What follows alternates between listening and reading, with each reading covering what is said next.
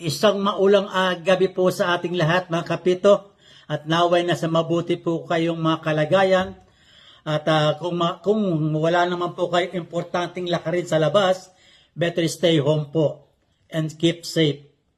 Okay, bago po tayo magsimula, mag-shoutout po muna tayo sa mga sumusunod: kay Jessie T. Lano, kay Richard Bernabe, Marlon Ligad, Michael Coloma, Hugo J., Alfredo Herodico, Tribor Punsalan, at ganun din po kay Sandro Dondoy. Naway na sa mabuti po kayong kalagayan sa mga oras na ito, sa panahong na nalalasang ang bagyo sa ating bayan. Ang ating pong tatalakayin ay isang katanungan na nagtalakayan doon sa ABM Happy Hope sa isang chat group. At nagbahagi din ako doon, at sabi ko nga ilalagay ko to sa aking vlog. Okay, ito po ang tanong ni Cesar Nunez Jr. Ang sabi niya doon, tanong po ulit mga sir, napaw ni B2 si A1, ako shooting. Nag-second motion si B2, may technical na siya. Pangalawang technical na niya ang second motion. So, ejected siya. Tanong ko lang po, di ba pag ejected 2 free throw, yung act of shooting na 2 free throw, after ba ng technical na 2 free throw, bali 4 free throws lahat? Saan po ba natin mababasa o makikita? Salamat po. Okay? Yun po ang kanyang katanungan. Meron ditong word na ejected. Sabi niya, after ng pangalawang technical foul, ejected daw siya. No, wala pong ejected na salita sa FIBA. Meron po doon disqualified. Kaya nga sabi sa rules, pag ang isang player nagkaroon dalawang technical foul, disqualified siya. Okay? So, yung pong disqualification niya dahil sa dalawang technical. Kaya ang mangyari doon, na technical pa sa about the second motion, isang technical free throw lamang po ang ibibigay. Okay? Pag sino po ang mag-free throw ng technical free throw?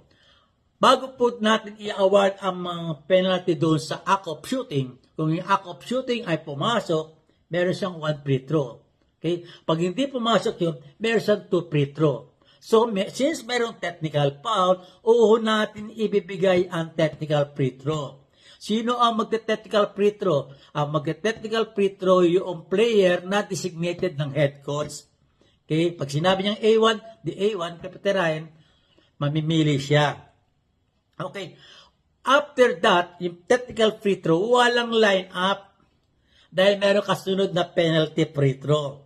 So, yung act of shooting ng A1, pag yun ay pumasok, basket count yun, isang free throw lang with line up.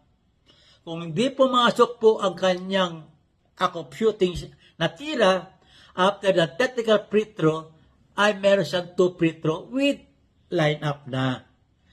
Okay? Ganun po yun. Kaya nga po, sabi niya doon saan po ba makikita o mababasa yung mga, siguro yung article na nakapatunay doon sa sitwasyon na yun. Okay? At ano po ba sabi sa article 36.2.3? Ang sabi doon, a player shall be disqualified, may tuldok-tuldok ako doon, dahil mahaba yun, when he is charged with 2 technical fouls. So, disqualified siya, not ejected. At nakalagay pa rin sa isang article 36.3.2, the opponent shall be awarded 1 free throw.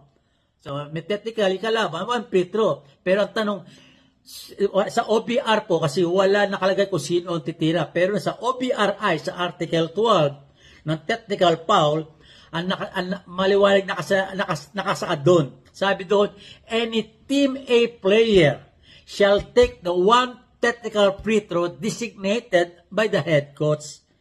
Okay? Maliwanag ko pa doon. Bakit sabi nga, inuna yung technical free throw bago yung mga act of shooting foul free throw? Dahil ang sabi doon sa article 36.3.2, the bullet 2, that technical free throws shall be administered immediately. Pag sinabi immediately, uunahin siya. So, merong act of shooting foul, at may technical foul, unahin muna yung technical free throw bago yung 2 free throws ng act of shooting o 1 free throw bonus shot kung pumasok doon sa act of shooting. Maliwanag ba tayo? Hindi natin pwedeng i-4 free throws yun dahil na-eject siya dahil doon sa dalawang technical foul. Maliwanag ba kasamang Cesar Nunez?